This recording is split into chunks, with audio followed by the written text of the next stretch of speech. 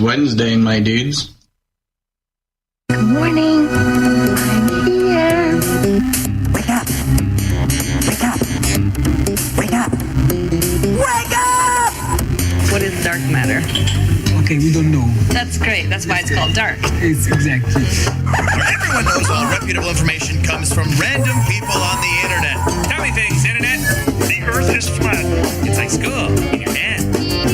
Okay, dark matter is something we do not know what it is. We believe the dark matter is there, but we have never detected it. Well, what I'm afraid of course, is that there is no dark matter out there. There was one?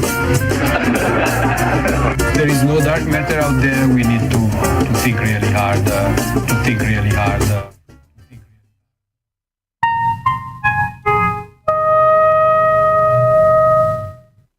And a happy Wednesday to you all. Welcome to the IRONWORX. Again, streaming to freeworld.fm. Still no word back from Billy Ray Valentine as to whether or not it's going anywhere further than this. But we wait patiently. Morning, gentlemen. How you guys doing? Howdy-ho. Howdy-ho. It's Wednesday. It's about ready to start snowing here. Really? Yep. Oh, my God. Yeah, they were getting it in Colorado yesterday.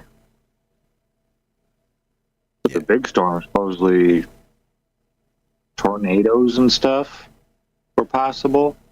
I don't doubt it. Apparently we have a record-setting low-pressure system headed this way. Air pressure so low, I've already seen news articles about increased headaches and joint pains. Oh, lovely. Mm-hmm. So I guess we'll see.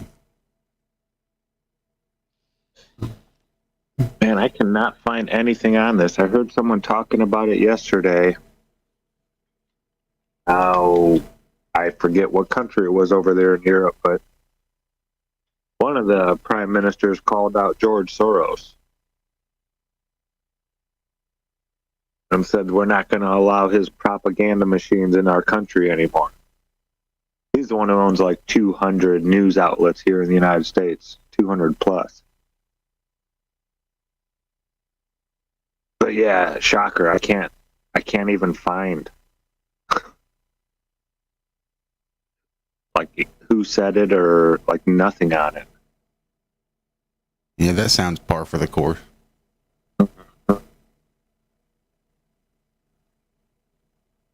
Yeah, crazy. So I missed the State of the Union last night, or whatever it's called, when they do it their first year. Couldn't stay up for it. I didn't watch it, but I wouldn't say I missed it. Right? I guess some Democrat got kicked out for heckling. Shocker. They had to actually call the sergeant in arms and have him removed. Children, we are so close to idiocracy.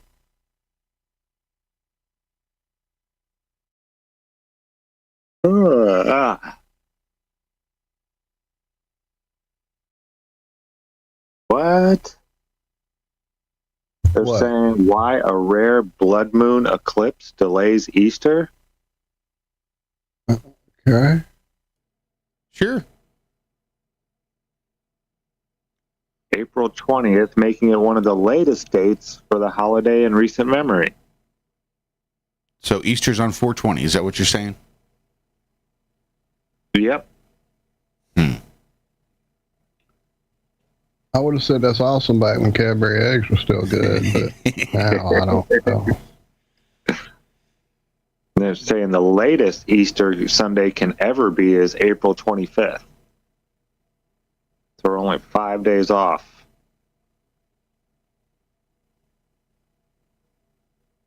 A combination of the moon's elliptical, yeah, blah, blah, blah, blah, blah. And the date of a rare blood moon total lunar eclipse on March 13th and 14th. So why is that? That's not stopping Easter from being earlier. But because it didn't fall after March 21st? I mean, the previous full moon, if it doesn't fall on March 21st or after, then I guess they all delay Easter. This is stupid. The moon didn't delay Easter. It just didn't happen. You know, it's always after the equinox. You know, so the final full moon before the spring equinox is not delaying anything. So they're saying that this eclipse visible across North America is the final full moon before the spring equinox, setting the stage for a later Easter by delaying the pink moon or passion. It's not delaying anything. It's just taking its turn. What are you talking about? Got to get you clicking. And then there's a non-Orthodox Easter. I've never heard of that. I'm like, It's like Festivus for the rest of us.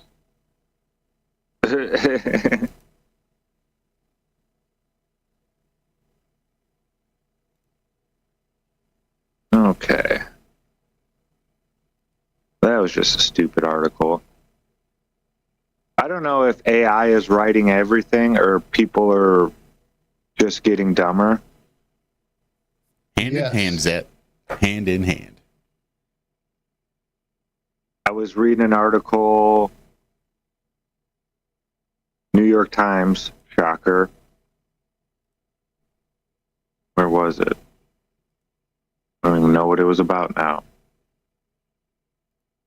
Oh, jeez. It was something to do with Trump and the tariffs. That's what it was about. The tariffs went into with Mexico, Canada, and China. And the article started off by saying that he is doing these tariffs without any rhyme or reasoning behind it. And then the very next paragraph lists the 3 reasons he said he was doing it.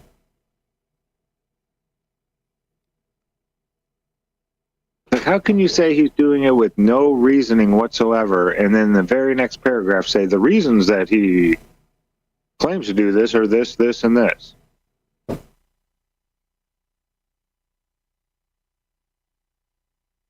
This is getting scary, seeing how dumb.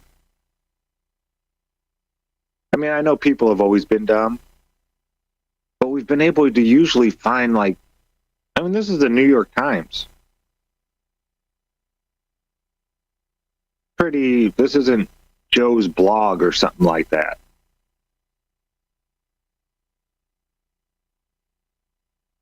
I just don't get it. It can't be that hard to write an article that, goes.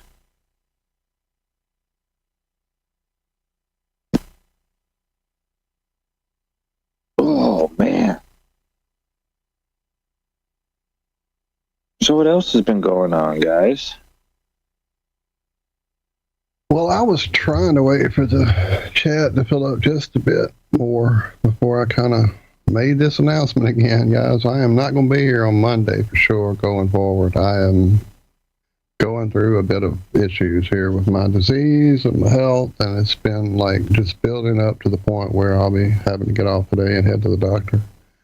So I didn't mean to cause panic and etc. on Monday. I thought I had let people know, but again, I've been so out of it, I may not have been as direct in my statements as I needed to be. So my apologies all around. Yeah, No, you're all right. somehow missed that. And I think I kind of remembered after the fact. Yeah, I said it to Zack for sure after the fact, but we had a room full, and there's no telling what else was going on with me at the moment too. So not fun right now. But I couldn't miss y'all this morning for damn sure. Still don't know what Friday will bring for me yet, as far as, I don't know what I'm going to find out later today. So we will find out, and I will let you all know.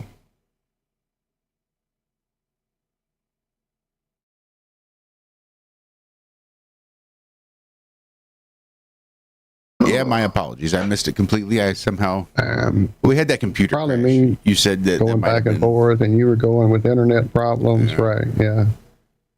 No, it was a little scary. We usually hear from you. Like, even if you're not going to be on the show, we usually hear from you. Mm-hmm.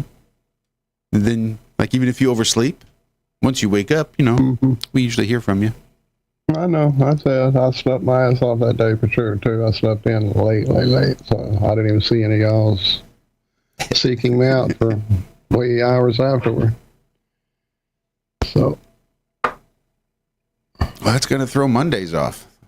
I don't know what in the hell. Yeah, I know. I know. And believe me, I'll get back to normal and get back on the normal routine as soon as I can. But this was something I actually had been thinking about before I reached out to Michelle on Monday. But I don't know, given everything, it's kind of a shitty schedule, having to wake up at 3:30 in the morning, even twice a week. yeah, well, usually it's not an issue. Usually I, just catch up my sleep later in the day with a nap, like a good old man does. But yeah, this this thing definitely deteriorates with fatigue. There's been that was one of the early things I was told, make sure you rest good. And you definitely don't want to fatigue yourself, but it causes more problems with your eye and your jaw and all that. But no, it causes problems with my whole body, my whole system's out of whack right now. Running fever, the whole 9 yards. So I've definitely got to get some kind of handle on it. And I know it's all that's why we've done it all this time, is it works great for your schedule. So we definitely are good on that. I mean, it hasn't been a problem until MG came along and made everything a problem. So, yeah. But I will keep fighting and not give in. I'm sitting here literally looking at a natural medicine, Acadiana Health, Natural Health Center pamphlet I got from my acupuncturist last week, and intended to reach out to them, but this last week has been just building up to the point where, yeah, I'm not good. So today, when I get through over there, I'll probably call them again and see what's happening with their whole situation. They could have called me back, and I just missed the call because I've been sleeping a lot.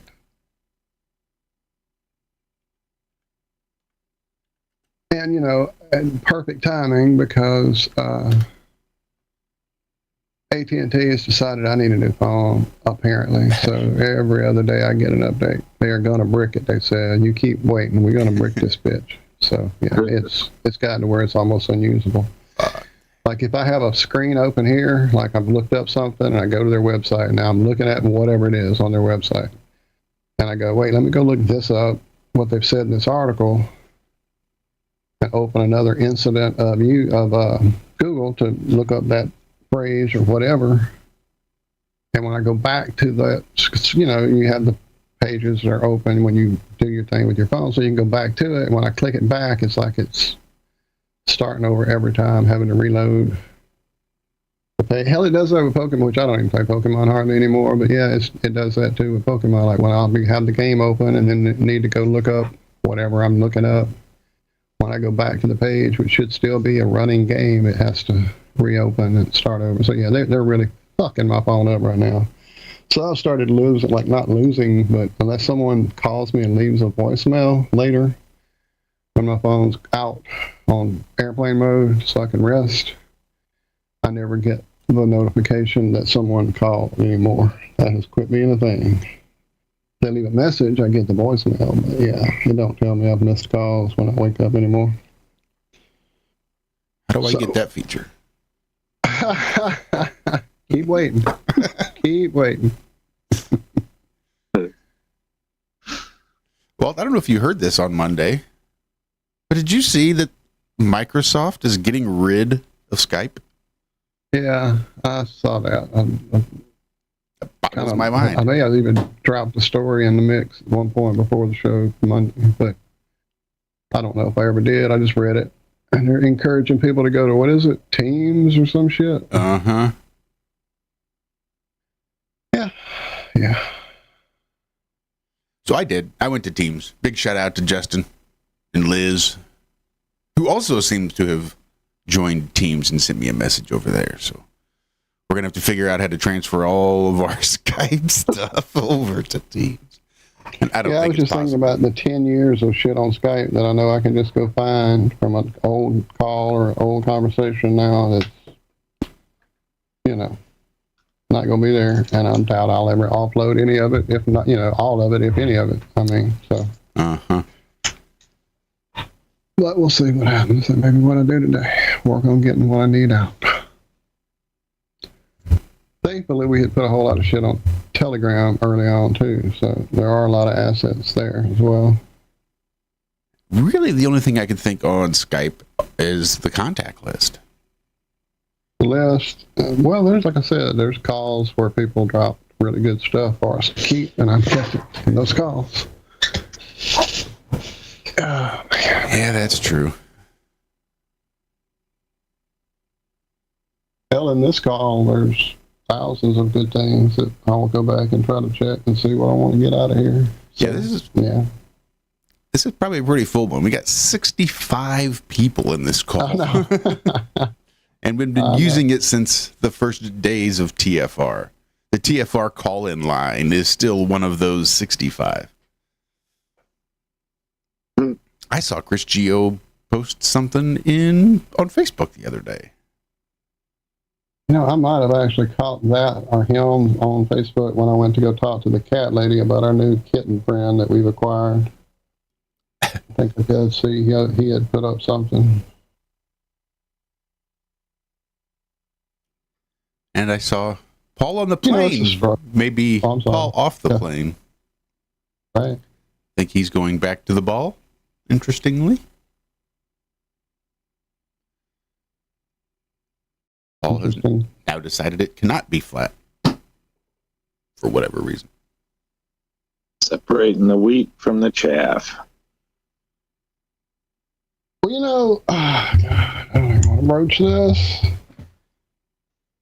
but oh my God, I mean, what's changed? That's what I don't understand. Did the curve suddenly appear? Did we suddenly start feeling motion? Did NASA suddenly erase all their fake fucking footage from fucking 50 plus years? I mean, what changed so much with these people that, anyway. That's the rub. I think that's the big rub is I don't think you'll find out.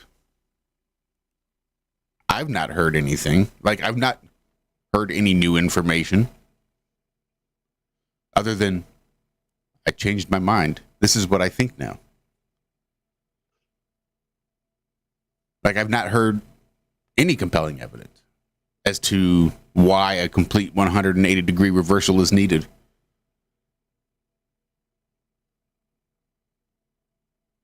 I don't get it either. And this isn't something new. I mean, this goes back to, like, before the Bible. The sky and the ground don't make sense. They don't match. It's written in there. Do you really think you can measure the sky or the ground, for that matter?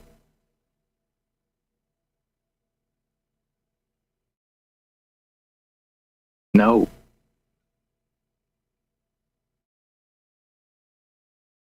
Is it what they tell us, though? No.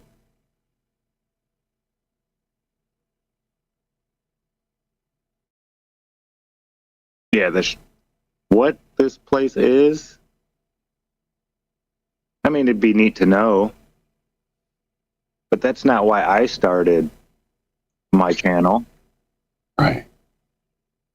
I started because I found out I was being lied to on a massive scale. Obviously.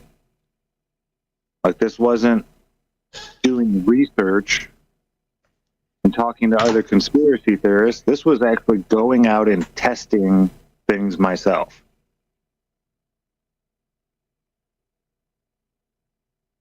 You know, it's not a question of belief, it's a knowing. Like, I know the Earth doesn't curve 8 inches per mile squared like it's supposed to. Not possible. We see too far. Period.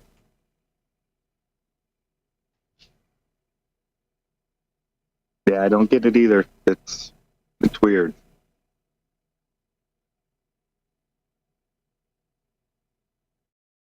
I don't know. I don't know.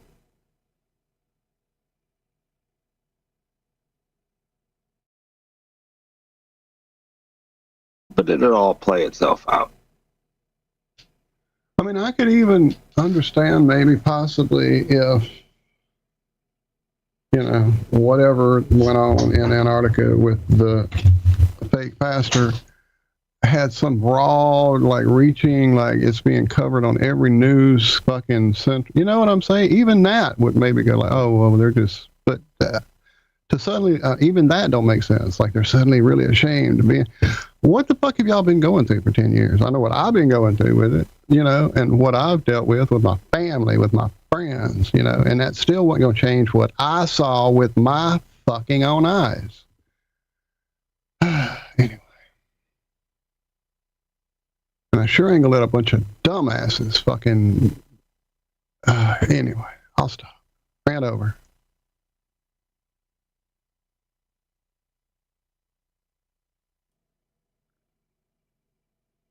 Or maybe we're just still under the spell. Maybe this. I'm sorry, what? I said maybe we're just still under the spell. Yeah, we're. The others, the spell has broken. Yeah. The time has run its course, and the scales are falling from their eyes, and we're still deluded. Yeah, I don't think so. It's not often you hear me say this, but y'all need to listen to some more Nathan Oakley. Fuck.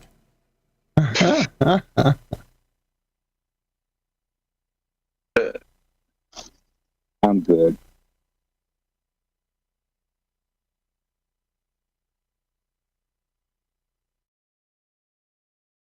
The pearl of wisdom that comes out of that show every once in a while, the vileness just turns me off.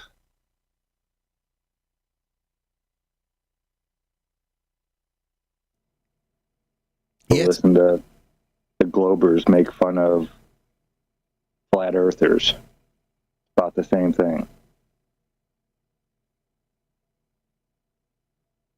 There's so much anger and like hatred over there. it's been a few years since I've tuned in. Seems like last time I listened, I was sweeping floors in a restaurant. Wow. Right? In a minute. Well, this week marks 5 years at my current job, so take that for what it's worth.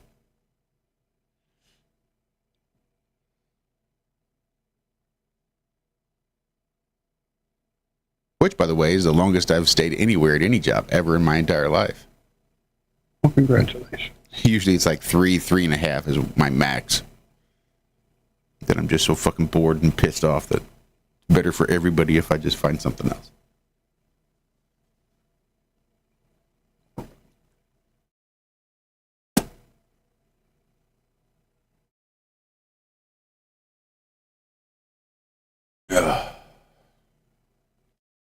Yep.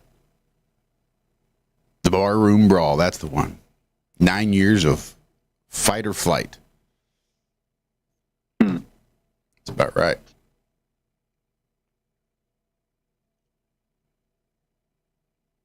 I just saw something. Man, you can't find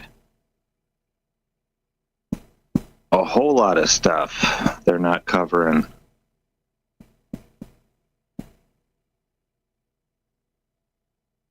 Yeah, that sounds right. I've been hearing stuff.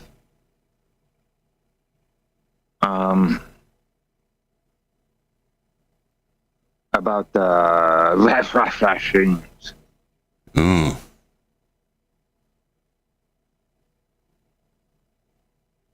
But I'm not seeing any. It's all about what? Measles preparedness plan. They had an outbreak.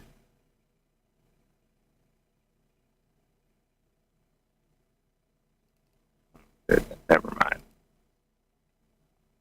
I don't know what's going on with trying to search stuff. Finding videos I just watched yesterday, and now they're not even in my history anymore.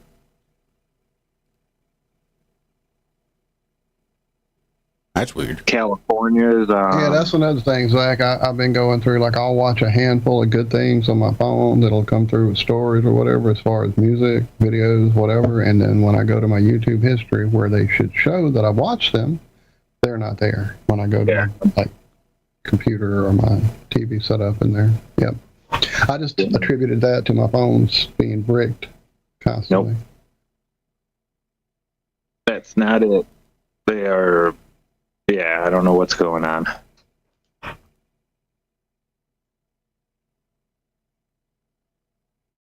But that's going to about do it for the first half of the first half. Surely does. What you got for us, Josh? I had to go back a few days. I needed to pull some out for old Walter since Walter missed on Monday. Oh, thank Oh, you. time for my eye drops. All right, I'm going to put eye drops in. You guys, smoke them if you got them. Freshen it up, but don't go anywhere. We'll be right back here on the Ironworks.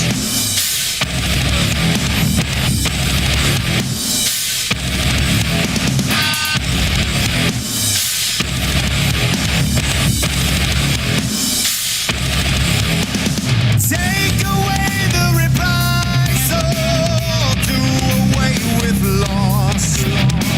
Send the wolves to the masses, publicize the cost. Loneliness and survival.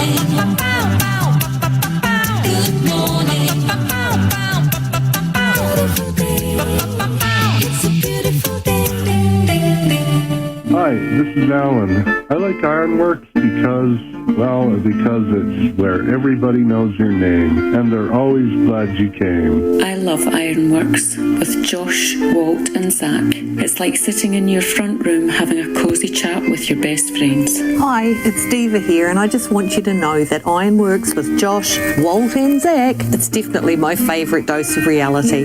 Come join the family and keep it flat.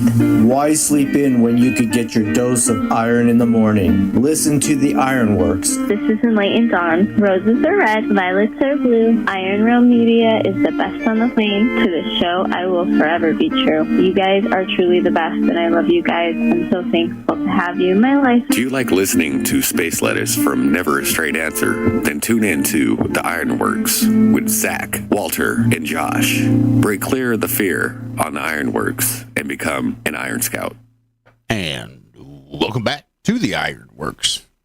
We have made it through the first half of the show. We've done dude it thusly. So I've been thinking about what's going on over there in Ukraine with Russia and all that stuff. It's quite the soap opera going on there in the Oval Office. Yeah. Well, just looking at it from Russia's point of view. Now, this doesn't go back 5 years or 10 years or... I mean, we're talking all the way back before Bill Clinton.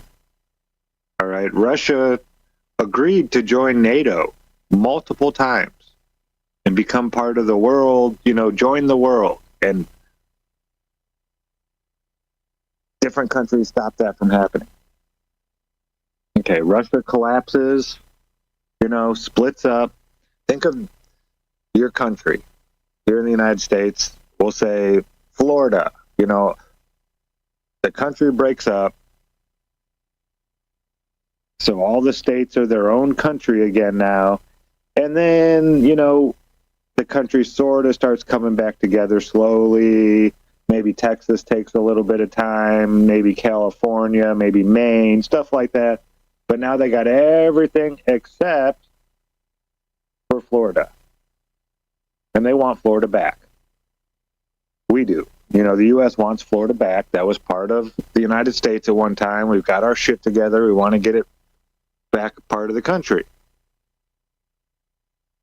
But now Russia is helping Cuba and Mexico and Canada, and they have bases all along our borders now. And now there's a war that breaks out over Florida, and Russia is helping Florida fight the United States and has bases all over our borders. Do you think the United States would be happy about that? Do you think we'd be just like, yeah, it's fine? I don't know what everybody's crying about. I mean, there were agreements made between NATO and Russia.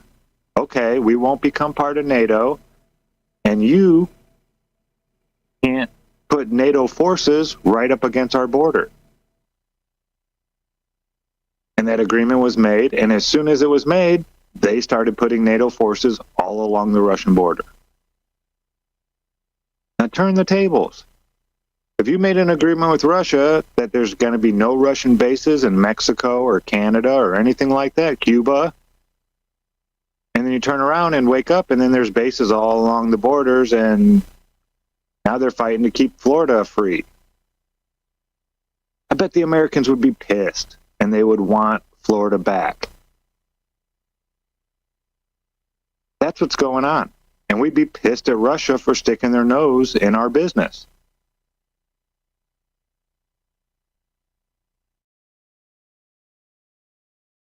I don't think Russia's in the wrong here. I really don't. That's just my 2 cents on it. I think it's crazy what they've already put up with. I could see them putting their foot down now and just saying no.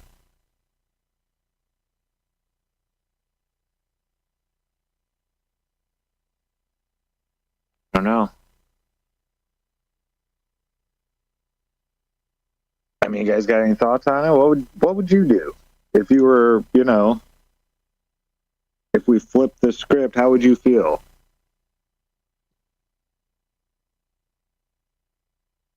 If one of our states decided, to leave the country and we were fighting with them to get the land back, and then another country comes in and says, no, we're just going to keep giving them all kinds of guns and missiles and, tanks and all this stuff to fight you.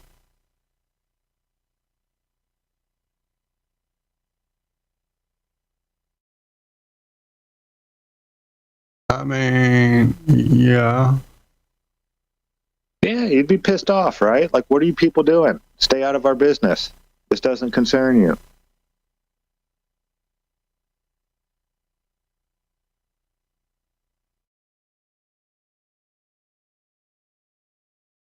We're in the wrong here.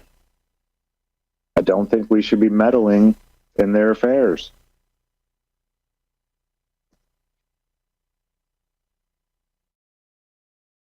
Call me crazy. Crazy. You're crazy. I know, Ian. It's just a show. Right. There you go. Ian got it. Got it right the first one.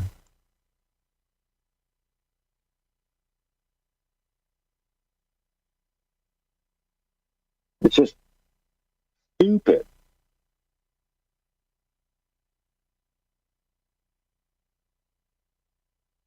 And all the... Now they're wanting troops? No. You're not getting... No.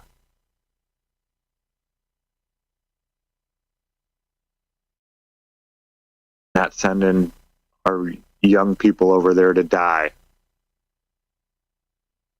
So a guy with a 4% approval rating can remain president. No. So Elon hadn't bumped up his approval rating any?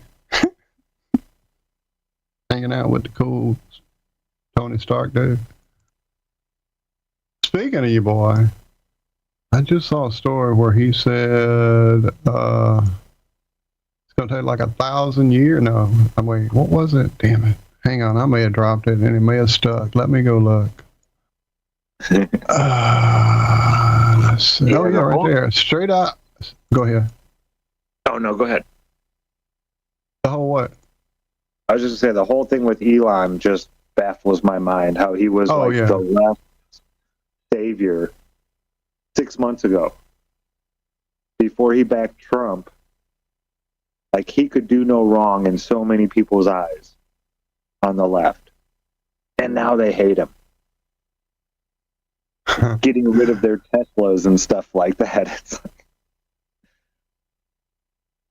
Well, this ought to fix them.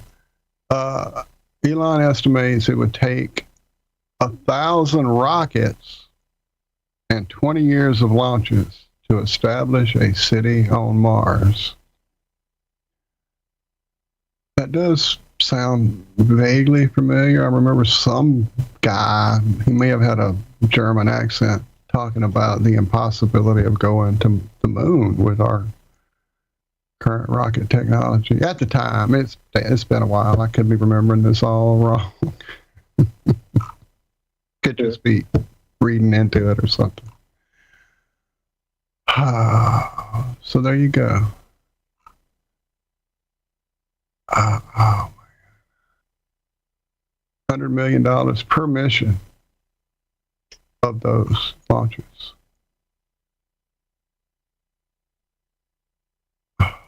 Sure. Let's go after fraud, waste, and abuse. Just won't touch NASA or anything Israel related.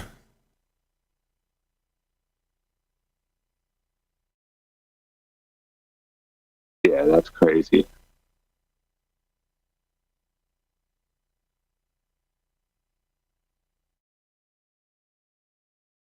I was watching a guy who was going through Palestine yesterday, talking to the Palestinian people. And they said they're just pretty much like, never Never are we going to live together with these people.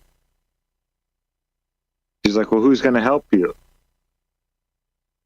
They're like, I don't know. And they're like, what about Hamas? Will Hamas help you? She's like, there is no difference between Hamas and Palestine. To them, all Palestinians are considered Hamas. There is no, like, I don't know how she was saying it. But she's like, to Israel, we're all terrorists here. That's how she saw it. Like, there is no, when they're blowing up the school or the hospital to get Hamas, they're just killing us. Something like that she was saying. That whole thing just, it's always rubbed me wrong. Ever since I was young. And I know their religion tells them that that's their land and this and that, but there were certain stipulations. God just didn't say, you get to have this land forever, period. Right? According to your scripture, you made a deal with God.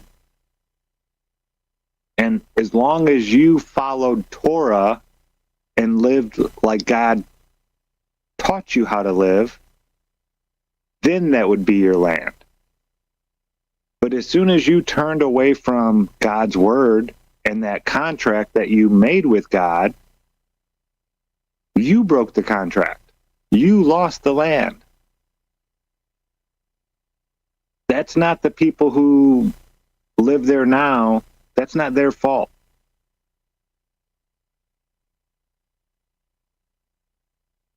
And you can't sit there and tell me that you do follow Torah because you don't.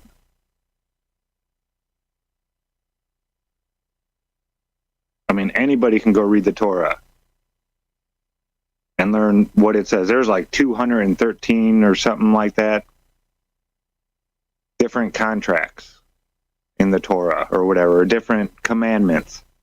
There's not just 10, there's 10 words in the contract. But if you don't follow, it's like going to a place and there's rules, right? To play this game, you have to follow these rules.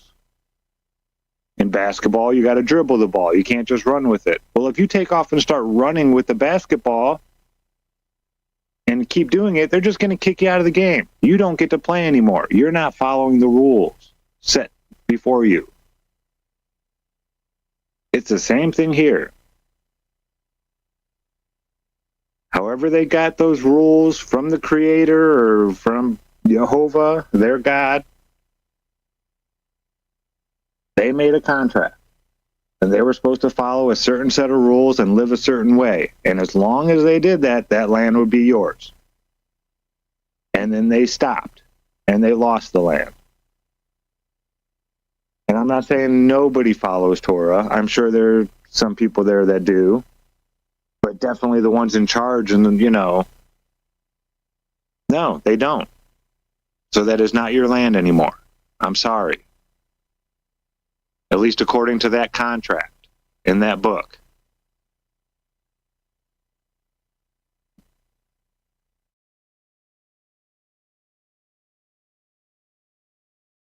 Good morning, gentlemen.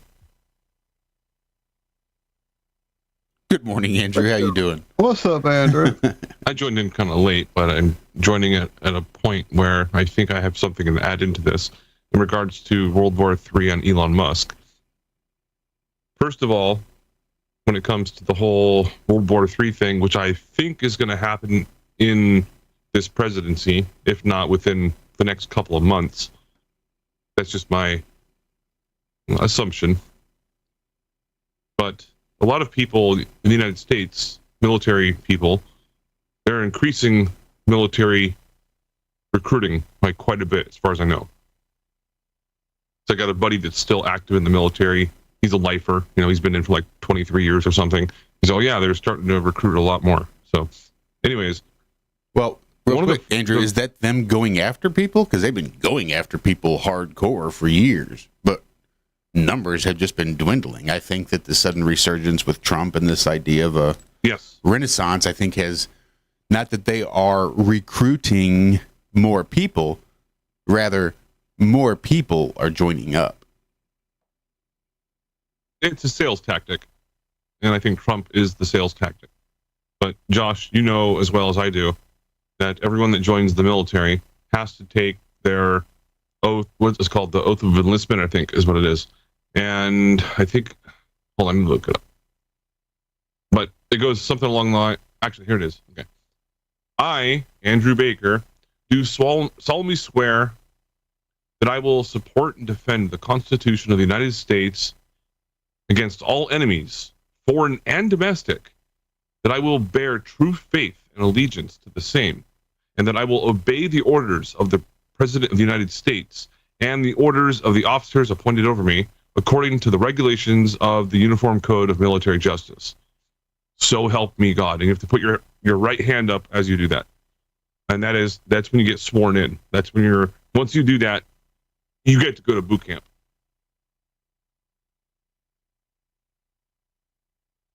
So that's the fucked up thing about the military is they tell you that. Most people don't. I don't really care. I'm getting a job. I'm going to school.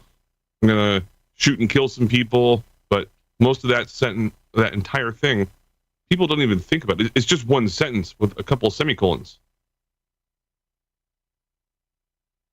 Foreign and domestic. Yes. And I will obey the orders of the President of the United States and the officers appointed over me. So help me God. So they throw that in there as well. That's the very last part.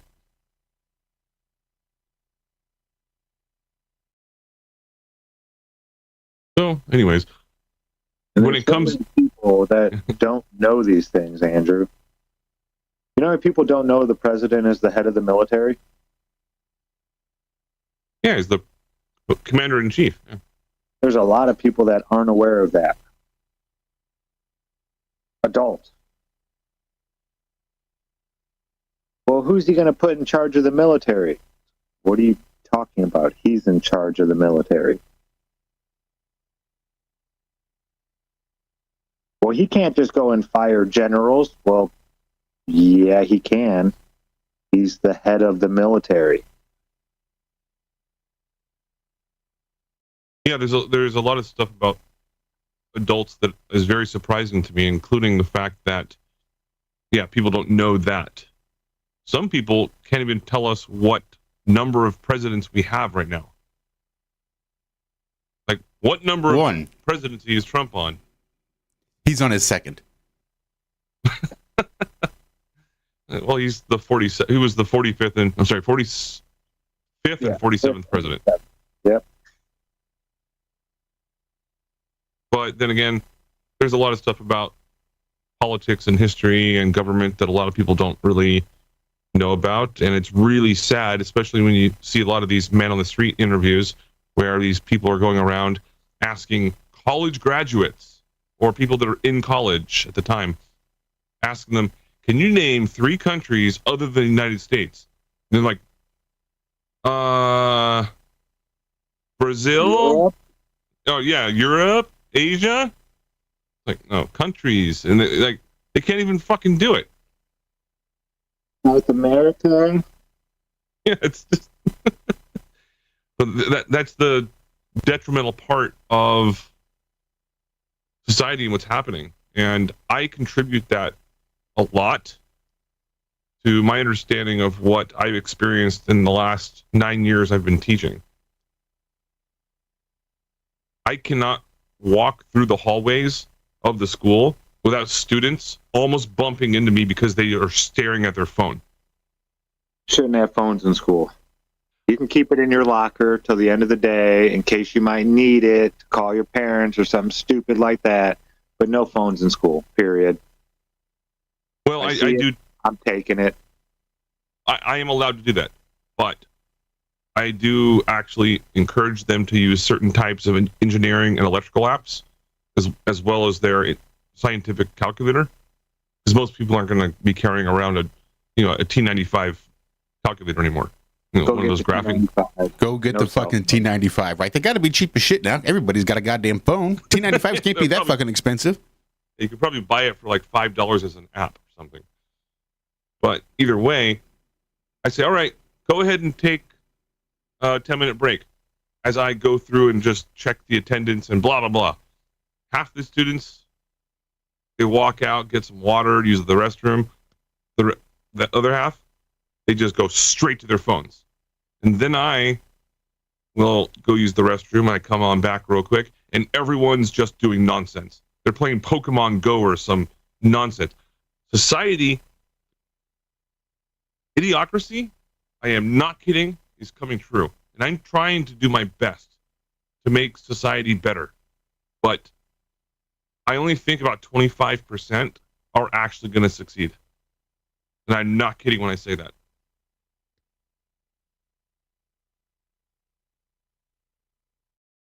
And it's crazy. All these people are going to school and paying all this money and have no chance of getting a real job once they get out.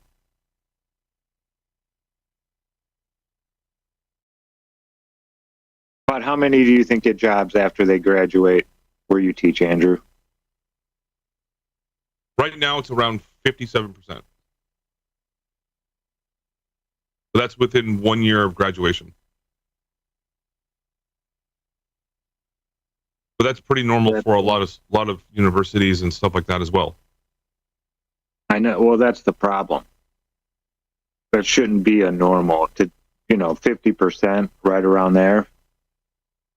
Get jobs. That's 50% of the people that spend a lot of money for a degree and don't get a job.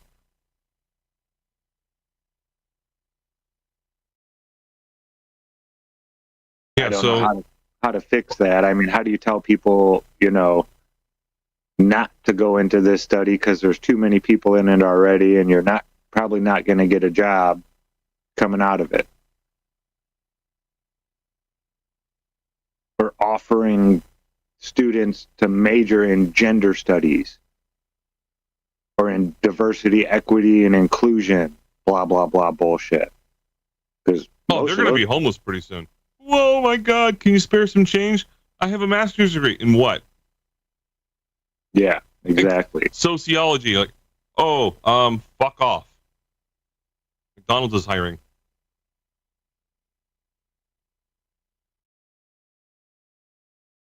So, last night, I heard you talking about, tonight, heard you talking about Elon Musk, and last night, I was talking about AI with some of the students, just basically giving them a guilt trip, because I see a lot of them just getting like perfect scores on these really hard tests.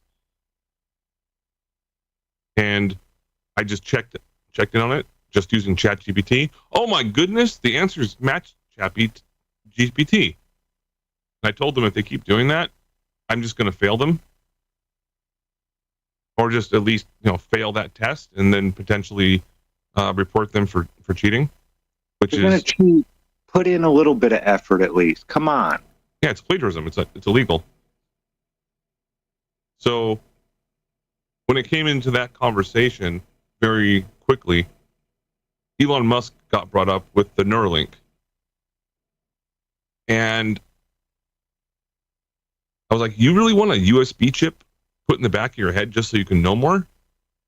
And like 3 students rose their hand, like, yeah. Oh my God. We're doomed. We are doomed. But that's all I have. That's that first hour. Look at us go. Look at us goes and doing it. Well, don't you guys go anywhere, because we got another hour of this morning's infotainment coming up right after this. Thanks, guys, for hanging out. We'll be right back.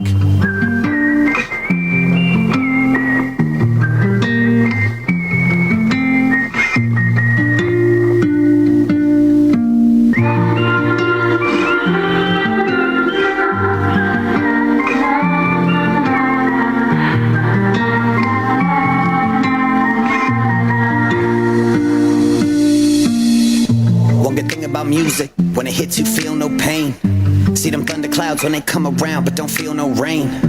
When them headphones on, just drift away when you get that song. No guard up, no weapons drawn, just all love. We'll get to dawn through the long nights when it fade to black and you feeling like you won't make it back. Turn the volume up on your favorite track, then catch a vibe and play it back. See, music's food for the soul, warm the heart when you good and cold. That type of art that you couldn't hold, but you feel that shit when you hear that shit. I rock with a little bit of Nina Simone along with my speakers. That Otis Redding, that Bob Marley, them Wailers, all of my teachers. That Jimi Hendrix, that Janis Joplin, Sublime Pac, and that Johnny Cash, that DMX and that Biggie Smalls with that Frank Sinatra. They got your back like a trust fall with those vibes. When we caught up in our lives, that lighthouse on the coastline where we lost looking for a guide. As an artist, it is my job to carry that torch forth and provide that therapy for the mind while leaving a legacy up on the ride. So who gon' be there for you when you fall? When that sun don't shine, and tell me who you gonna call with you through it all. And I'll never turn my back on you.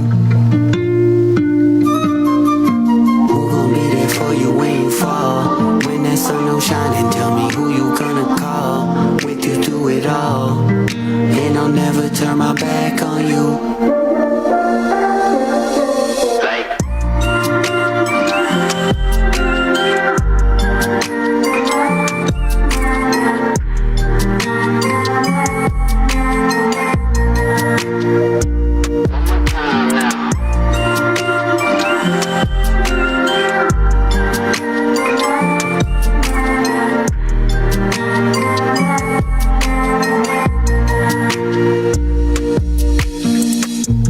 Thing about music, when it hits you, feel that vibe, and it overcomes all the bad shit that you feel inside.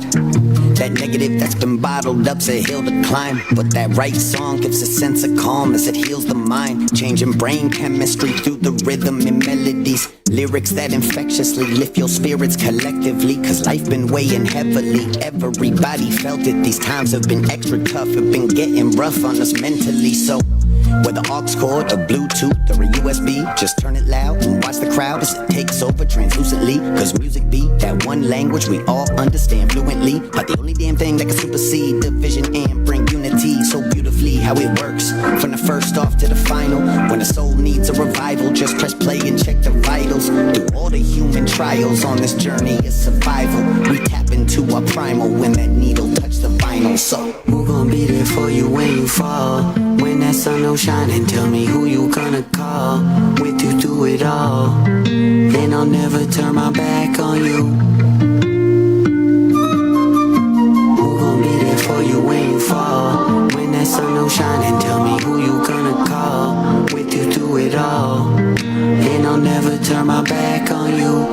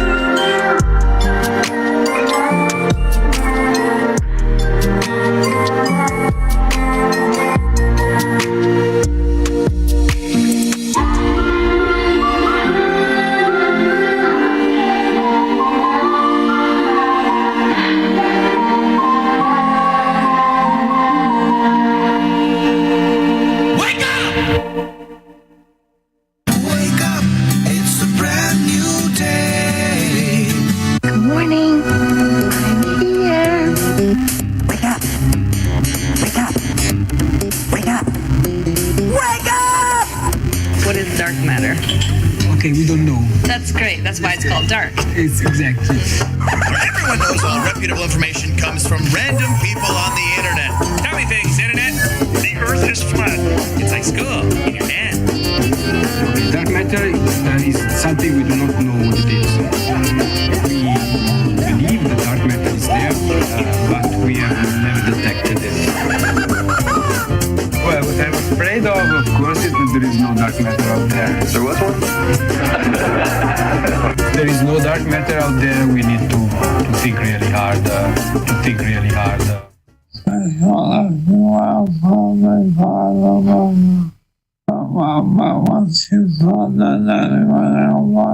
Man, you got that right.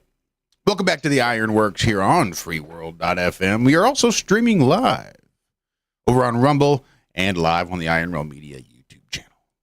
Don't forget to like, share, and subscribe. Hit the thumbs up, the bell notification, all that good shit you have to hear everybody else say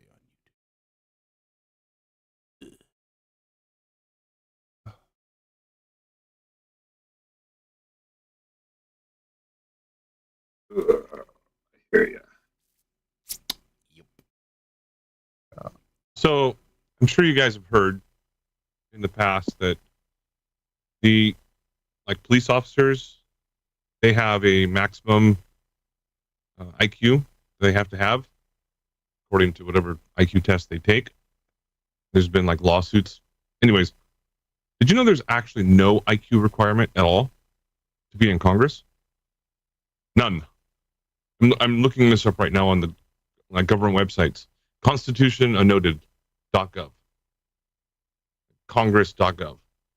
There's no IQ requirement at all. I'm all right Just with that. age. This is sad. Well, how accurate do you think an IQ test really is? If I was half as intelligent as Forrest Gump and I ran for office just for some reason and then got elected, I probably wouldn't do very well. But I would be in office. That's true. But that doesn't speak at all to a test that measures your intelligence quotient. So there's that guy, I forget his name at the moment, but he unfortunately passed away. He was the real Rain Man. And he memorized 25,000 books or something like that. Word for word. And that's the movie that was, Rain Man with Tom Cruise. It was made after him. His name's escaping me at the moment.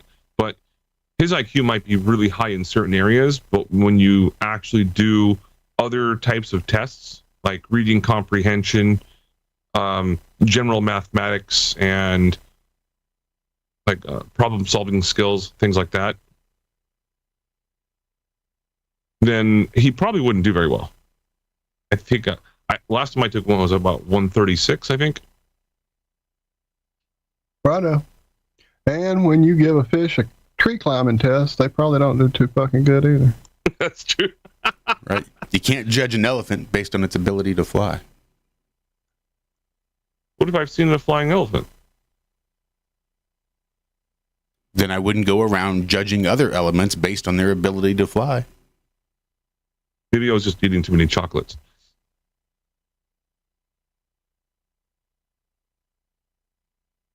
But hey, Walt, hope you're doing well. I'm here. That's really all I can say, Andrew. I'm dealing with it as best I can. It's been a rough couple weeks. Okay. But I ain't gonna let it get me. But I'm having to take a little time away from the show on Monday morning just to get some more rest in. For the time being, anyway. I see you there in chat, Don. Yeah, I'm a big fan of Chris Webby, too. Right. And I did I was drop just about that to link. say that she was asking about a Chris Webby drop. You got it. I see that. I do. And there was something else in chat that was happening I was going to address, and it's gone now. It's too far up. I'll have to go look for it. Go ahead, Zack. Oh, I was just saying that front just hit. The wind just went and rain, and Hank came running in what's going on, Dad? Oh, and there's the thunder. Yeah. That must be that thing that passed through here yesterday. Mm-hmm. It was rough. What do you guys have, a tropical storm coming in or something? No, it came from the west. I don't know what it is. They're driving the weather. You know how they do it. But yeah, it shut down parades and all the usual crap that goes on here for Mardi Gras. It shut down most of it in our area, in the Acadiana area. Yeah, they were saying flooding possible down by you. Mm-hmm. It got pretty rough for a minute.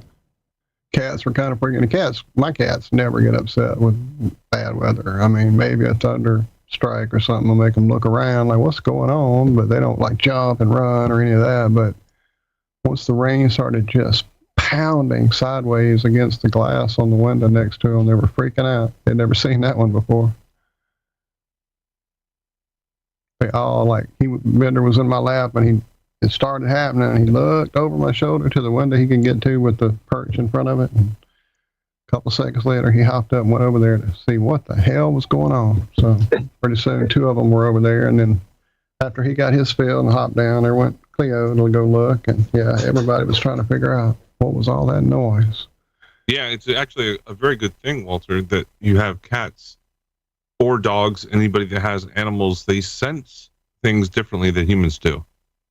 It might be due to like their whiskers, or I don't know, all of those. All that. Their blood type. I don't get it, but yeah, as soon as the animals start acting weird, that's a sense of there's something going to happen, like an earthquake, which has been recorded I don't know how many thousands of times, where people start saying, oh, their animals were acting all weird, and all of a sudden there was an earthquake, or there was a hurricane coming in, or a tornado, or something like that. Like natural weather, weather-related stuff. Or Earth-related stuff. Have you guys ever heard of that? Oh, yeah.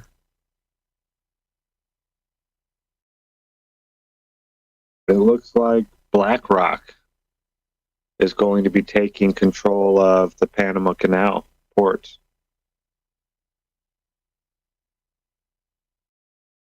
They struck a deal with China. They're saying under American control, but just because it's control of a company that's owned by Americans, does that mean it's under American control? Really? I mean, it's not the government that'll be controlling it. Every time I hear BlackRock, I just think bad, bad, bad. Yeah, did you see that CEO of BlackRock, Larry Fink, get called out when he was, I think he was in Davos? And he's sitting there like taking pictures of the guy, the two interviewers that were heckling him, kind of. Just, well, not really heckling him, just asking him questions.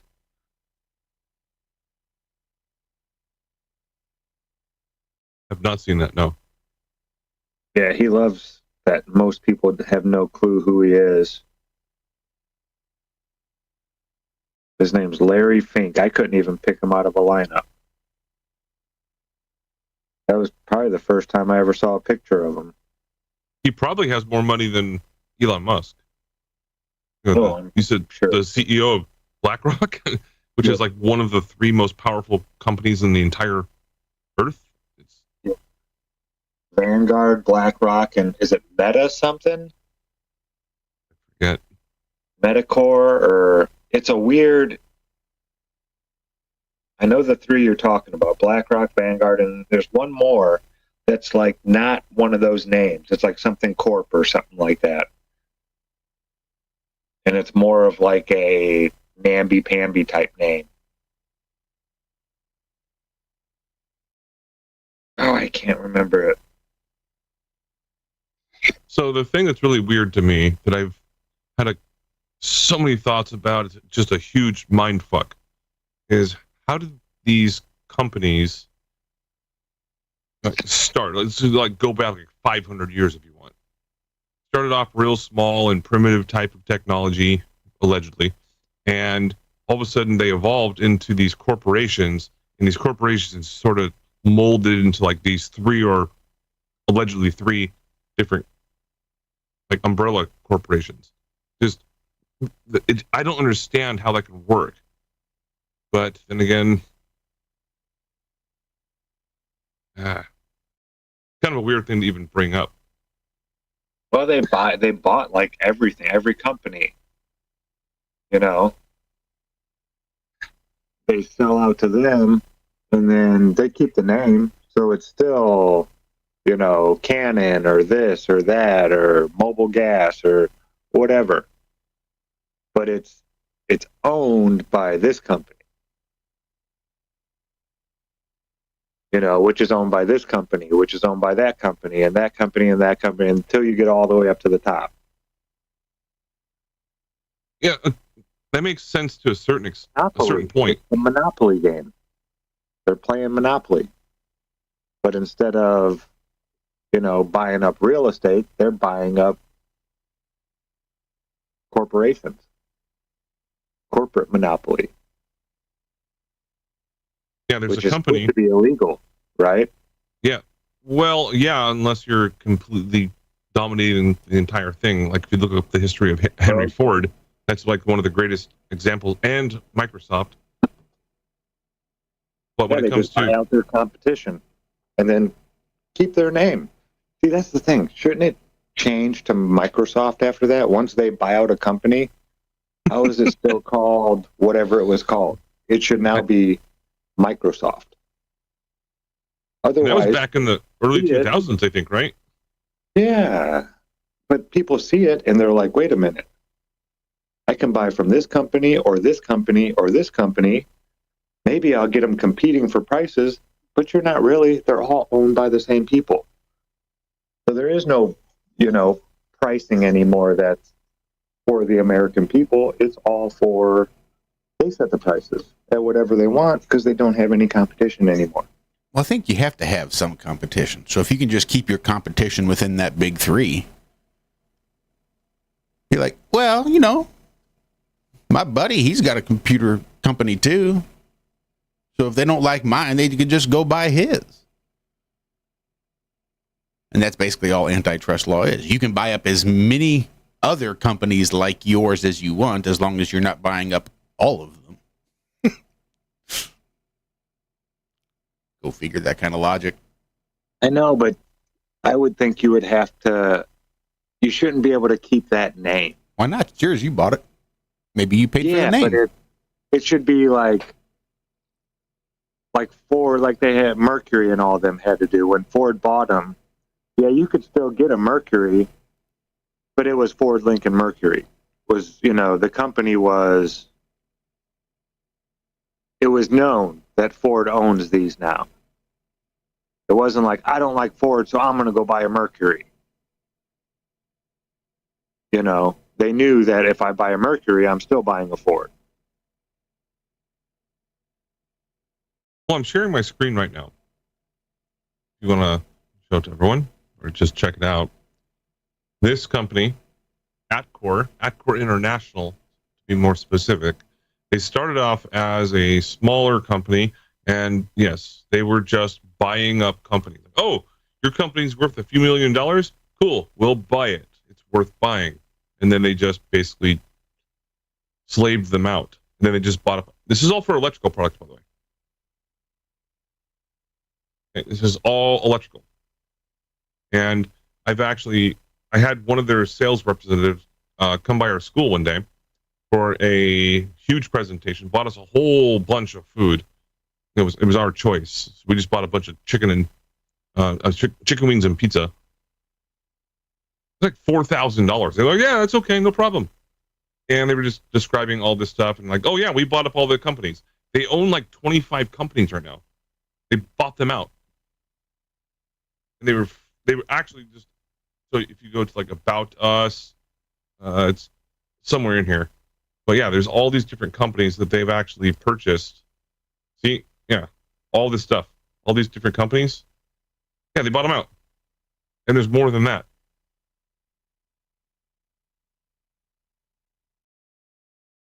And I get it.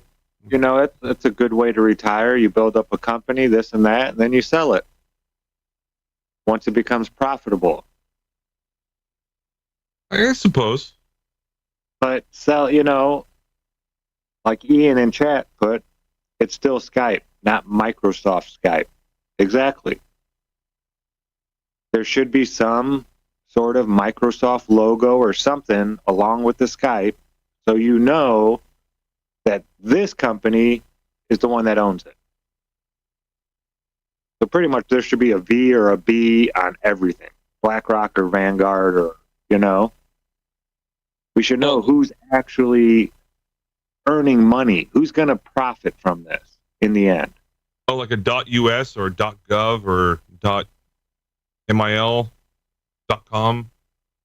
Yeah, but it could say Skype, But then right next to Skype, instead of a copyright symbol, you have a Vanguard, a V, or a B for BlackRock, or whatever company, is the top dog and actually owns those rights. It should be put on there. It's hard to vote with your money if you don't know who you're voting for. Like, I hate Elon Musk, so I'm going to go and buy this. Well, what if Elon actually owns that as well, and you just don't know it? So you're saying that if a motor company, a car manufacturer, such as Tesla, is owned by a umbrella company, it should say like Tesla.com, like / something else. That'd be. Well, and it doesn't have to say that. I'm saying, like, when you show the logo or whatever, there needs to be a little indicator that this company is owned by another company, and this is their indication mark. Like I said, it wouldn't be hard. You'd only need a few letters. BlackRock and Vanguard own 90% of everything.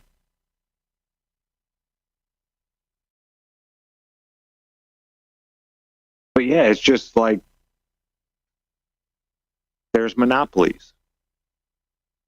Same thing with like George Soros and his news. Oh, I don't like this news. I'm going to go over to this one. Well, it's the exact same thing. It's owned by the same guy. You're going to get the same talking points. Did you see? Remember, it's been going on for a while now, but how we see the videos with all the news anchors saying word for word the exact same thing? Yep. Oh, yeah.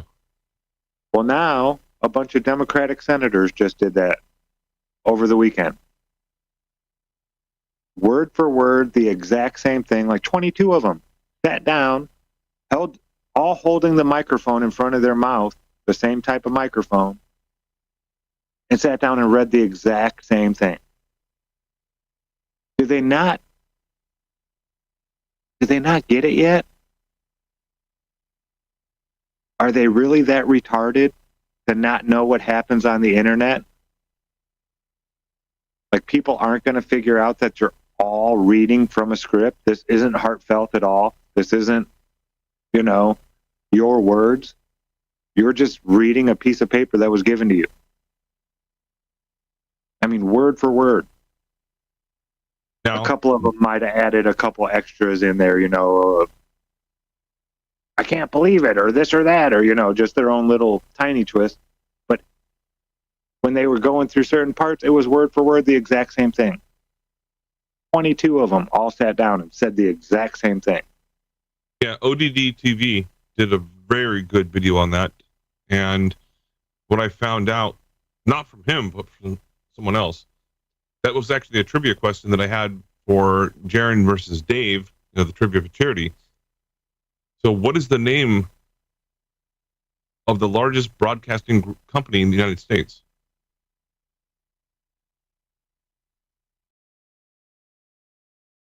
Oh.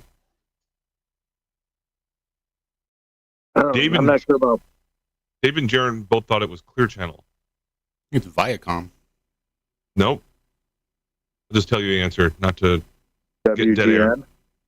No, the Sinclair Broadcast Group. Yeah, Sinclair Broadcast. That's what it is. They own like 35%. Yeah. 200 something newspapers It's a and large. magazines. That's a lot of the percentage, considering they control Is that the it. one Soros is in charge of? I don't know.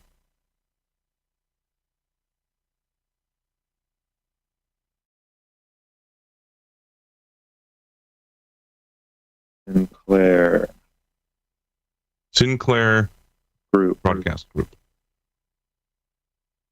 So yeah, if people want to go down a rabbit hole for a little bit, look that one up. Yeah, all three Sinclair Incorporated ordinary shares Class A purchases and sales made by George Soros Fund Management. Oh fuck, he's gonna be dead pretty soon, so don't worry too much. And that guy's, he's what, like 99 or something like that? He just got called out somewhere over there in Europe. They're saying no more Soros-backed media in our country. Oh, they're taking them over. They're like, all right, you're dying. All right, you're done. Well, it's the, was it Germany that the right wing just took back over? I'm having a brain fart. I'm not sure what country it was. But they had a big, but just like here in the U.S., it swung way back to the right. And they're saying no more of this George Soros-funded media. We're not allowing it in our country anymore. Oh, that's what you're saying. Oh. Yeah. Yeah, like they banned that from their country. They called it a propaganda tool. Which makes sense. I mean, look at what all that USAID. Everybody keeps calling it USAID. This is the Agency for International Development. They use it both ways. Yeah. So like if you hear on the news, actual aid. I've noticed when they have a story about it on the news, like if someone that works for them gets killed, the story comes out as a USAID worker gets killed. Yeah. And you're like, oh, that's a worker from the U.S. who's providing aid, a U.S. aid worker. But that's not what it is. It's a USAID worker. But that was an interesting differentiation. The thing about that... Go ahead. I was just going to say, they think one of their main goals is to spread homosexuality or LGBTQ things all over the world. That's their goal. Like straight out of the horse's mouth. Heard one of the people who were fired saying how important it is to spread this to all these places around the world that don't allow it. Or it's illegal and this and that. Why? Why is the United States spending taxpayer money on this? Now, if this is your goal, that's fine. You can take your money and spend it however you want, but this isn't your money. This is taxpayer money. And you don't get to fund your ideas, radical or not, with taxpayer money like that. That's ridiculous. Now, if you want to go dig wells and, put up power stations and this and that in other countries to help out third world countries, I'm all for that. Let's help people. But helping them turn their children gay, no. I'm sorry. I don't agree with that. Yeah, in other countries, not even here. Yeah, not even here. This is in other countries. No.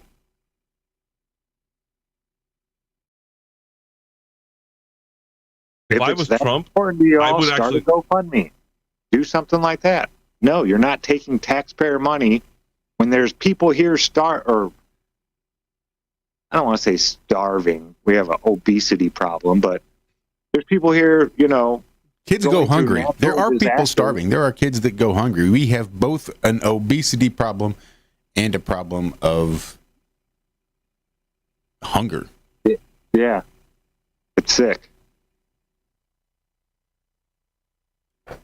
That's it. I'm going to go out on a limb for just a moment and say this, that if I was President Trump and I had the power and position to do so, the whole USAID, I would label them as domestic terrorists or maybe even international. Mm-hmm. That's how sick and disgusting that organization. They shouldn't exist at all. So if that building burns down, I don't want them to be killed, but if it burns down, all right, good riddance. Build a hotel or something. I don't give a shit. And it's that time. The final break has reached us. Thank you all. Many, many thanks. So don't go anywhere because we got one more, the fourth and final segment coming up right after this. And Nemo, I saw that your Guster link did not go to Guster. That was a Jimmy's Chicken Shack link that you put up there in chat, by the way. Thought that was Jimmy interesting. rocks. Jimmy does rock. It just wasn't what the link was labeled. This That's crazy. is what it was. Bones are broken and the will is sunk. How did everything get so fucked up? Do you want to change your mind? You can always change your mind. You and I could quit this scene, build a town and then succeed like an Adam and an Eve. 'Cause to the dreams go the dreams, but the leaders have the lead. It's a frightening, frightening thing. Born to the land of opportunity, manifest destiny. Do you want to change your mind? You can always change your mind. You and I can quit this scene, build a town and then succeed like an Adam and an Eve. To the dreams go the dreams, but the leaders have the lead. It's a frightening, frightening thing. The moon and stars are giving up on the sun.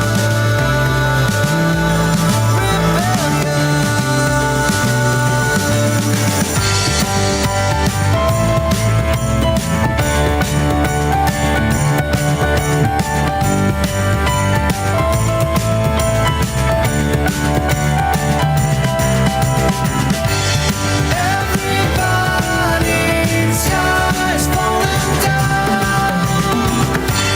Friends and lovers, the world's coming down.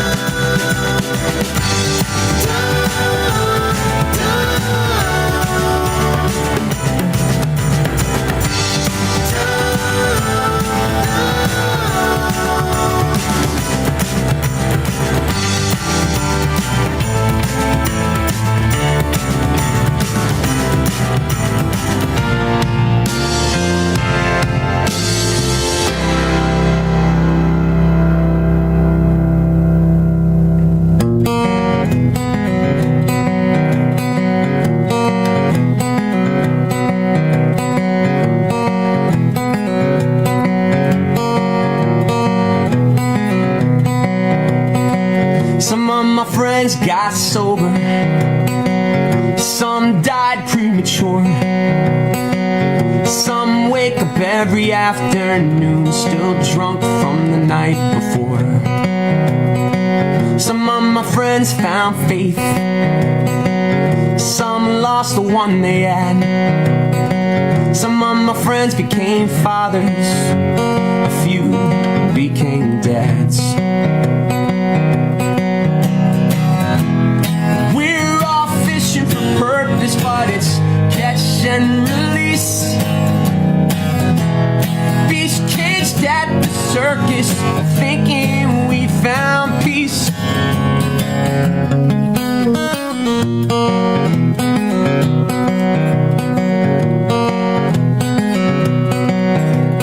Today I feel at home on a highway in a 15-passenger van, joking with the boys, we're about to make some noise if things go according to plan. And Marilyn Home is a woman who loves me when I'm at my worst. My light in the dark, we're both hitting the mark, living our life like it's been rehearsed.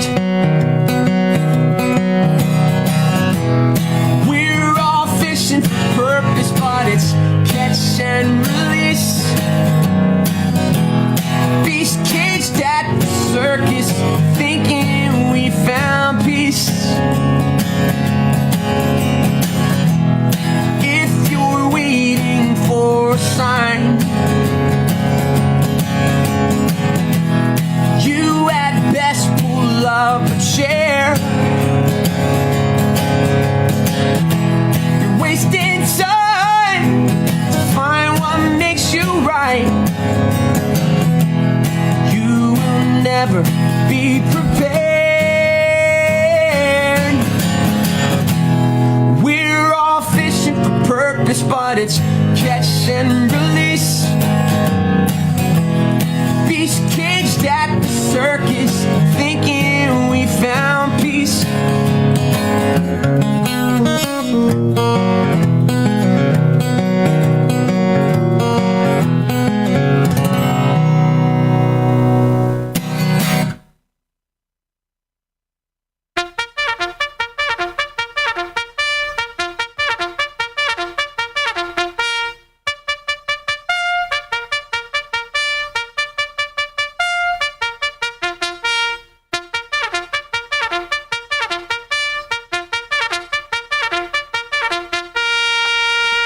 Hi, this is Alan. I like IRONWORX because it's where everybody knows your name, and they're always glad you came. I love IRONWORX with Josh, Walt, and Zack. It's like sitting in your front room having a cozy chat with your best friends. Hi, it's Diva here, and I just want you to know that IRONWORX with Josh, Walt, and Zack, it's definitely my favourite dose of reality. Come join the family and keep it flat.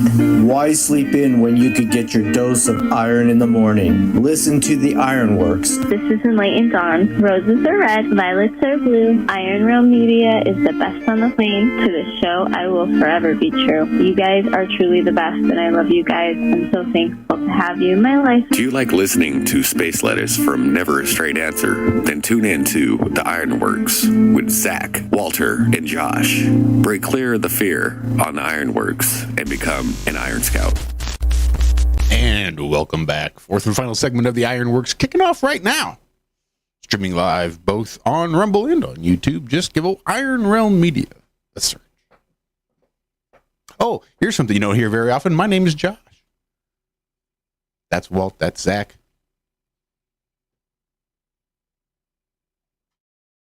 And that's an introduction. Well, that was an introduction. See,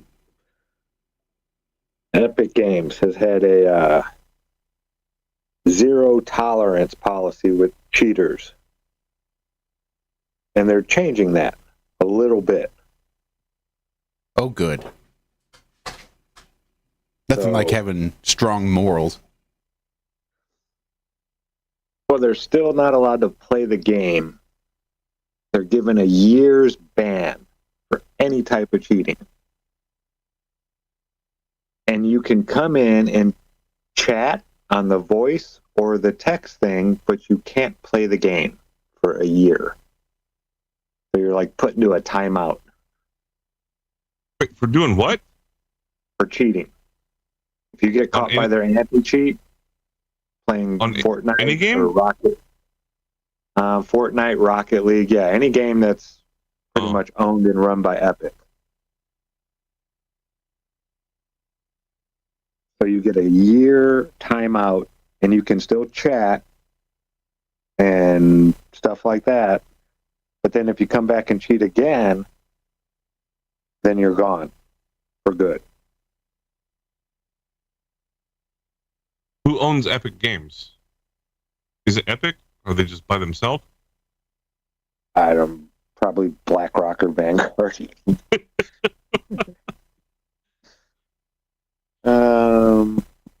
Who owns Epic Games? Tim Sweeney, Tencent, Sony, Disney, and other investors.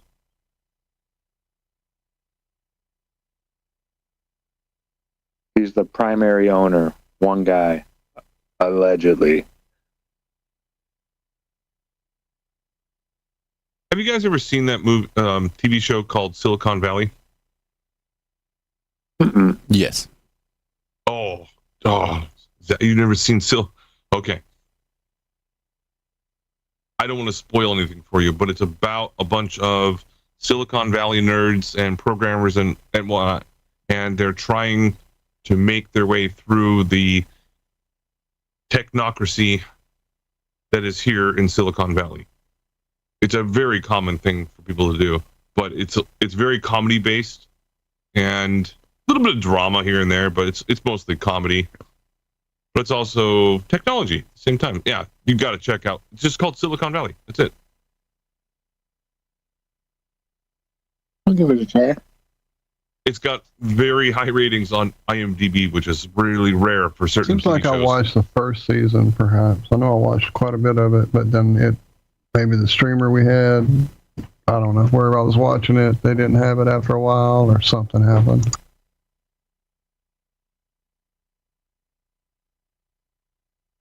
Yeah, you can't watch everything.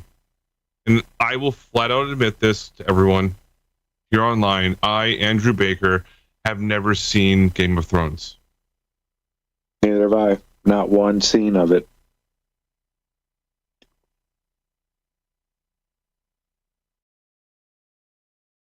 I've heard it was good. I was thinking about going back and watching Breaking Bad again. Yeah, there's only so many hours in the day. You can't watch everything. So people say, oh, yeah, this is cool. And then usually, if not the first 2 episodes are good, you're probably not going to continue on. You seen that movie? What's it called? Mark Wahlberg's in it. About a guy playing, or a guy that was an accountant for the mob. Turned state's evidence. They're like way up in Alaska. I don't want no spoilers for Walter, but Mark Wahlberg was amazing in it. Like I didn't know that guy could act. Like usually he plays Marky Mark?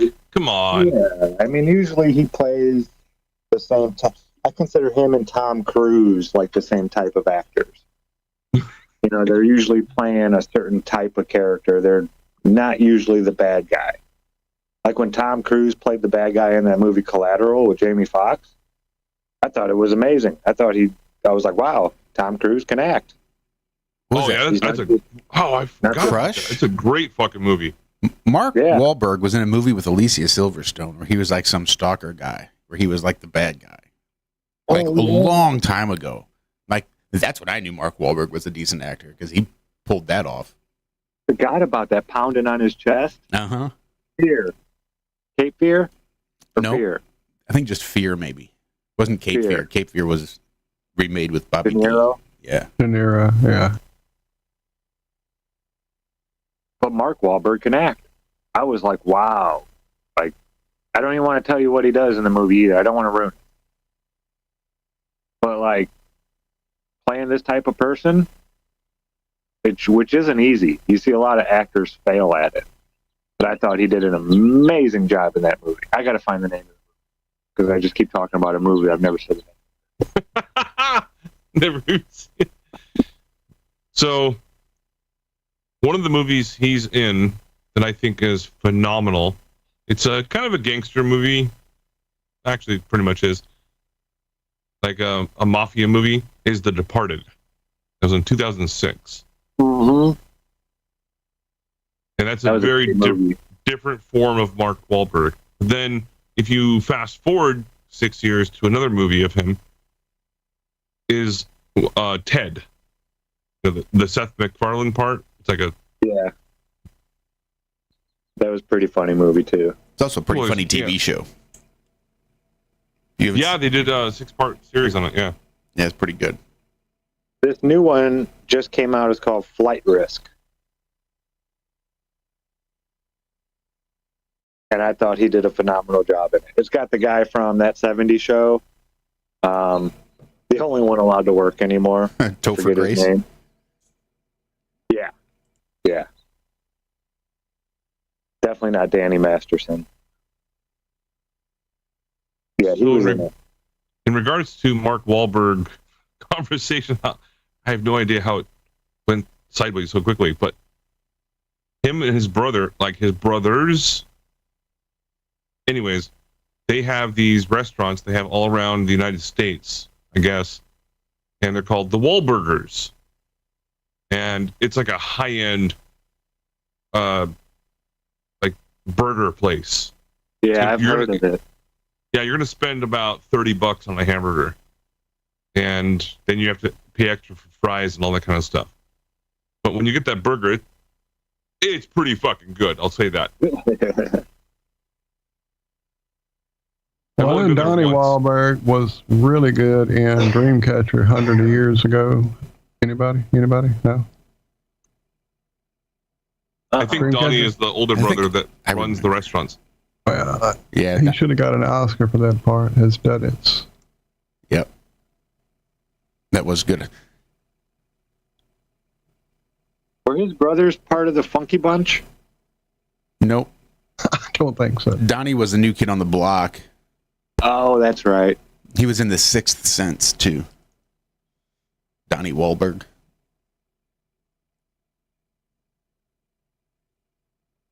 Was he hanging tough?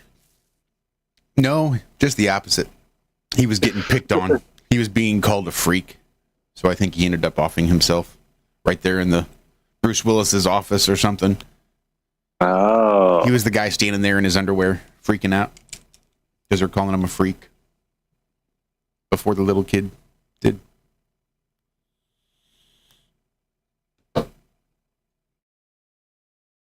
So Bruce Willis is one of those people. Why are we talking about actors still? I'm sorry. Bruce Willis has two parts. He's an assassin or he's a cop.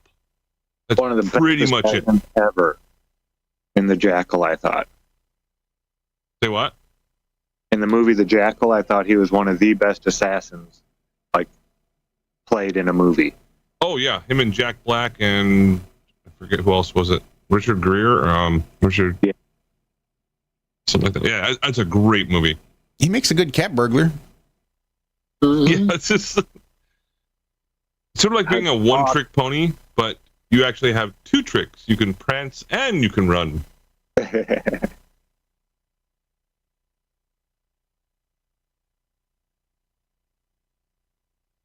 Yeah. You could tell some people, they're really good at playing a certain type of person.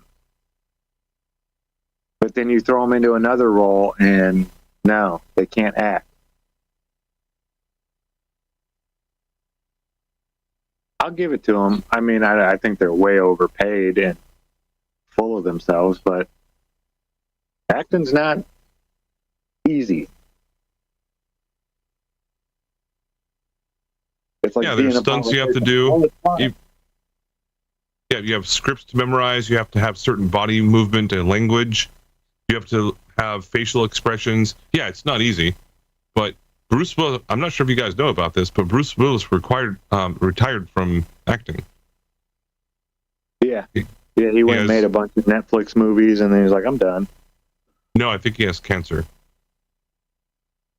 Oh, is from that what I what heard. it is? Yeah, I think that might be him. I don't know. This is like gossip bullshit. I'm sorry, guys. That's all right. Yeah, I've always liked him as an actor. I still think Denzel's one of my favorite. He can be good, he can be bad, he could be like good and bad.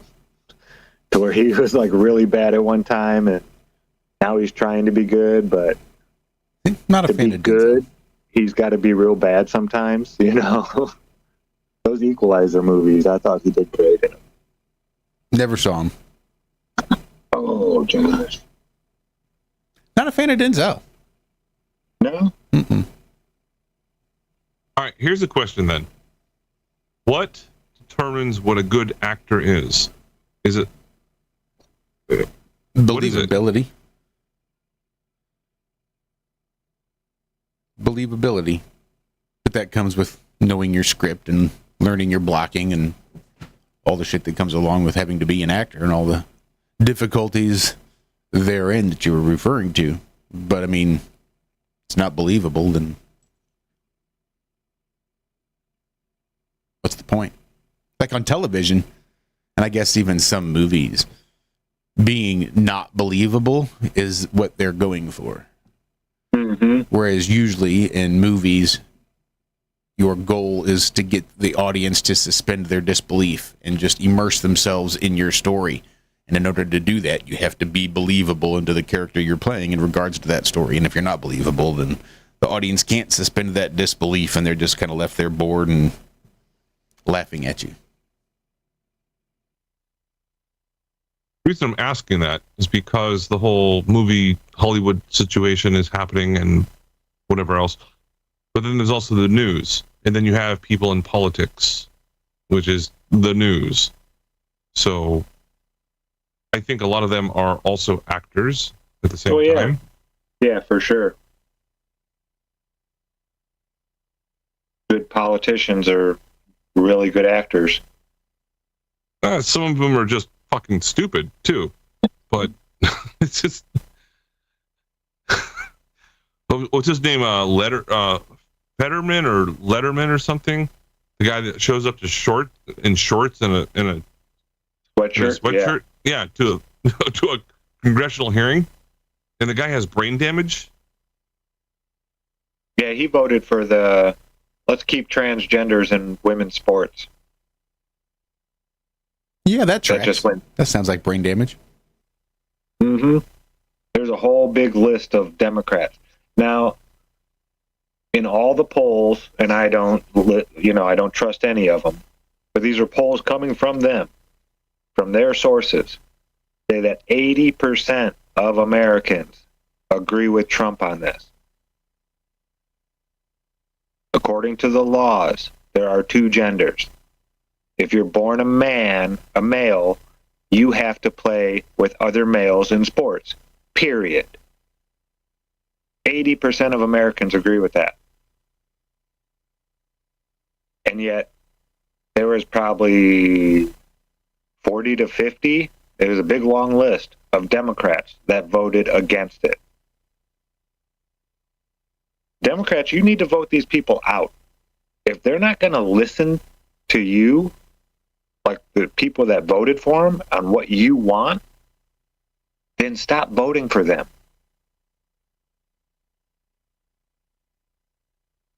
I mean, it's all a show, granted, but it's really weird that Trump has the highest approval ratings of any Republican in history simply by doing the things he said he was going to do that got him elected. He has a higher approval rating in his first month this time than ever in his first term. But was he actually elected, or was he selected, according to Roosevelt? They're all selected, of course. I mean, it's a show, but you know what I'm saying. According to their own polls of what Americans want, they know America doesn't want this, doesn't want boys hurting little girls playing sports. They don't want girls not getting their college scholarships and this and that. And no, the American people don't want this. And yet they still vote for it. It's time for people to go. It's time for, if the people you vote for aren't voting for what you put them in there for, or aren't listening to you, then it's time to pick somebody else. It's kind of late in the show to say this, but if that was going to happen, if we were to want to forcefully remove a governor or a congressman or something like that, would it be a long, drawn-out process, or could we have some sort of the sheriffs, an armed militia, or something like that, just actually show up and do it? And I think the answer is no. Yeah, I don't think you can do that. Not legally. That's like starting war right there. Well, what are the rules of engagement when it comes to stuff like this? Yeah, in the military, it's quite a bit different. But you're legally obligated to overthrow a corrupt government. I mean, it's included there in the Constitution, right? We make it pretty clear.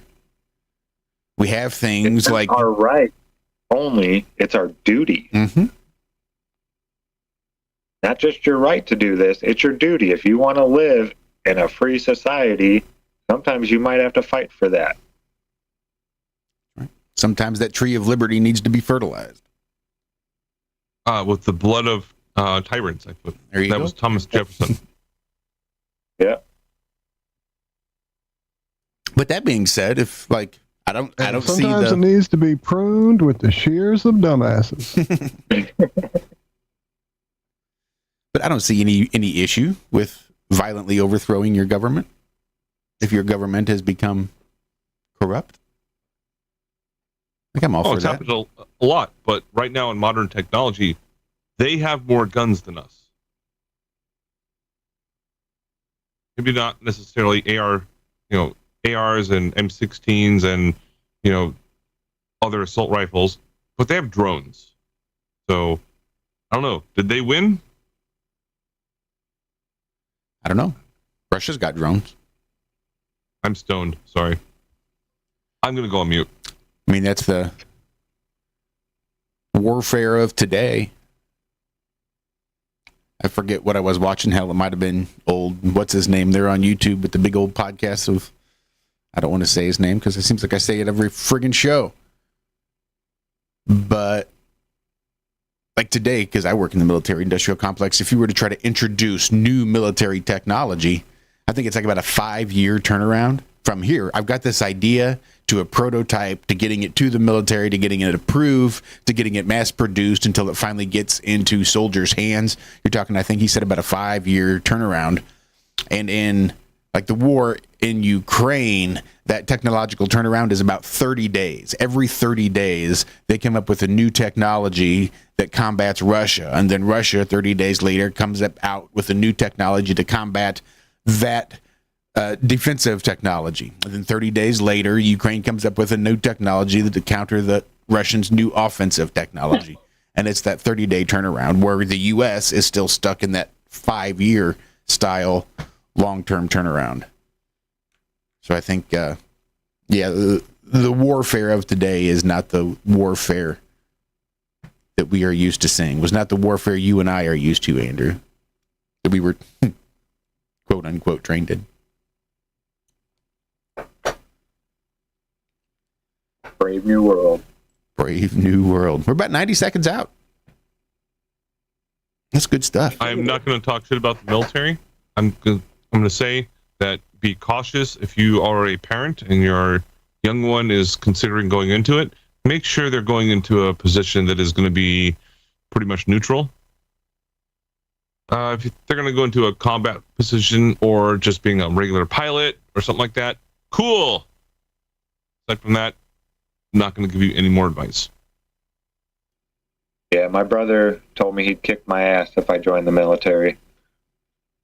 I still tried. But yeah, I was warned. That was 25 years ago.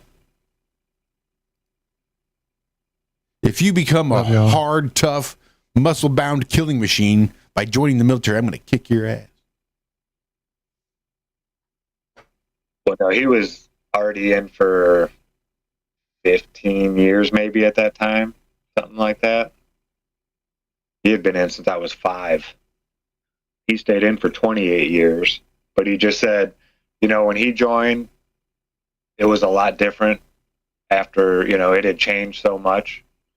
He said that it's like not beneficial like it used to be to join the military. Yeah, I can appreciate that. Yeah. Thank y'all. Love y'all. Love you guys. We'll see you back here on Friday morning, hopefully with Walter. So make sure you guys send lots of love, lots of healing vibes his way. Thank you. But we will see you guys then. Until then, be good, be well, do good, do it well. We do love you. Bye-bye.